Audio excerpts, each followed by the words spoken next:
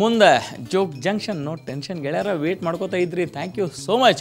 ತಿಪ್ಪನ ಪ್ರಸಂಗಗಳು ಜೋಗ್ ಜಂಕ್ಷನ್ನಾಗ ನೀವು ಇನ್ಮೇಲೆ ಕೇಳ್ಕೊತಾನೆ ಇರ್ತೀರಿ, ಯಾಕಂದರೆ ತಿಪ್ಪನ ಇಂಥ ಕೇಸ್ಗಳು ಬೇಕಾದಷ್ಟು ಅವರಿ. ಒಂದು ಸರ್ತಿ ತಿಪ್ಪ ಮುಂಬೈಗೆ ಹೋಗಿ ಅಲ್ಲಿ ಎತ್ತೆತ್ರ ಬಿಲ್ಡಿಂಗು, ಅದ್ರಾಗ ನೆಹರು ಸೆಂಟರ್ ಅಂತ ಹೇಳಿ ಒಂದು ವರ್ಲಿ ಒಳಗದ ರೀ, ಅದನ್ನು ನೋಡ್ಕೊತಾ ನಿಂತಿದ್ದ. ಅದು ಖರೆ ಹೇಳ್ತೇನೆ ನಿಮ್ಗೆ 30-40 ಏನೋ 50 ಮಜಲಿಂದ ಇರಬೇಕ್ರಿ, ನಂಗೆ ನೆನಪಿಲ್ಲ.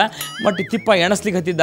ಆ ಹೊಸಬು ಬಂದಾನಂತ ಹೇಳಿ ಒಬ್ಬ ಮುಂಬೈದವ ಶಾಣೆತನ ಮಾಡಿ ಒಂದು ಕಡೆ ಬಂದ, ಏಯ್ ಏನು ಮಾಡ್ಲಿಕ್ಕೆ ಹತ್ತಿ ಅಂತ. ಇಲ್ಲ ಸರ್, ಈ ಮಜಲಿ ಎಷ್ಟವ ಎಣಸ್ಲಿಕ್ಕೆ ಹತ್ತಿ ನೀನು. ಅದಕ್ಕೆ ಹೇಳ್ದವ, ಏಯ್ ಒಂದು ಮಜಲಿಗೆ 2 ರೂಪಾಯಿ ಕೊಡ್ಬೇಕು, ನೀ ಎಷ್ಟು ಎಣಿಸಿದಿ ಅಂತಂದ. ಇವ ಸರ್ ನಾ ಒಂದು 8 ಎಣಿಸೇನು ಸರ್, ಕೊಡ 16 ರೂಪಾಯಿ ಅಂತಂದು 16 ರೂಪಾಯಿ ಇಸ್ಕೊಂಡು ಹೋದ. ಅವ ಆ ಕಡೆ ಹೋದ್ಮೇಲೆ ತಿಪ್ಪಂದ, ಚಲೋ ಆತ್ ಮಾರಾಯ, ನಾ 32 ಎಣಿಸಿದ್ದೆ, ಅಷ್ಟು ಹೇಳಿದ್ರು 64 ರೂಪಾಯಿ ಕೊಡ್ಬೇಕಾಗ್ತಿತ್ತು.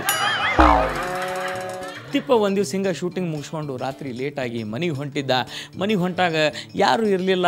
ಪಾಪ ನಡ್ಕೋತ ಹೊಂಟಾನ, ಆಟೋ ಸಿಗಲಿಲ್ಲ, ರಿಕ್ಷಾ ಸಿಗಲಿಲ್ಲ, ಏನು ಮಾಡೋದು, ನಡ್ಕೋತ ಹೊಂಟಿದ್ದ. ಒಬ್ಬ ಕಳ್ಳ ಎದುರಿಗೆ ಭೇಟಿಯಾದ. ತಿಪ್ಪನ ಹಿಡ್ಲಿಕ್ಕೆ ಪ್ರಯತ್ನ ಮಾಡ್ದ, ತಿಪ್ಪ ಬಿಡಲಿಲ್ಲ. ಸಾವಕಾಶ ಅವಂಗೊಂದು ಸ್ವಲ್ಪ ಫೈಟ್ ಮಾಡ್ದಂಗೆ ಮಾಡಿ ಅಲ್ಲಿಂದ ಓಡಿದ ಕೂಡ ಒಂದು ದೊಡ್ಡ ಗ್ರೌಂಡ್ ಸಿಕ್ತು.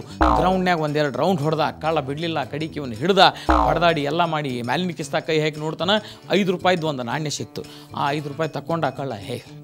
ಬರೀ 5 ರೂಪಾಯಿ ಸಲುವಾಗಿ ಇಷ್ಟೆಲ್ಲ ಓಡಾಡಿಸಿ ಏನು ಪಾಡ್ ಅಂತ 2 ಹೊಡೆದ.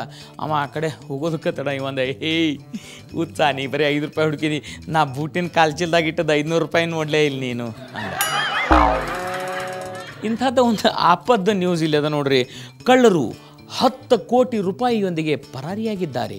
ಪೊಲೀಸರು ಕಾರಣ ಹುಡುಕುತ್ತಿದ್ದಾರೆ. ಅಲ್ಲ, 10 ಕೋಟಿ ತೊಗೊಂಡ್ಮೇಲೆ ಇನ್ನೇನು ಕಾರಣ ಇರ್ತದೆ ರೀ, ರೊಕ್ಕಕ್ಕ ಮಾಡಿರ್ತಾರೆ ಕಳ್ತನ. ಇಂಥ ನ್ಯೂಸ್ ಬರ್ತಿರ್ತಾವೆ ಗೆಳೆಯರ. ಇಂಥ ಮಸ್ತ್ ಜೋಕ್ಗಳನ್ನು ಕೇಳಲಿಕ್ಕೆ ನೀವು ನೋಡ್ಕೋತಾನೆ ಇರ್ರಿ. ಜೋಗ್ ಜಂಕ್ಷನ್ ನಂಬರ್ ಅದ 9900980099. ಇಲ್ಲಿಗೆ ನಿಮ್ಗೆ ಬಂದಿರೋ ಚಲೋ ಜೋಕ್ಗಳನ್ನು ಕಳ್ಸೋದು ಮರಿಬೇಡ್ರಿ. ಬ್ರೇಕ್ ತೊಗೊಂಡು ವಾಪಸ್ ಬರ್ತೀನಿ, ಕಾಯ್ಕೋತಾ ಇರ್ರಿ.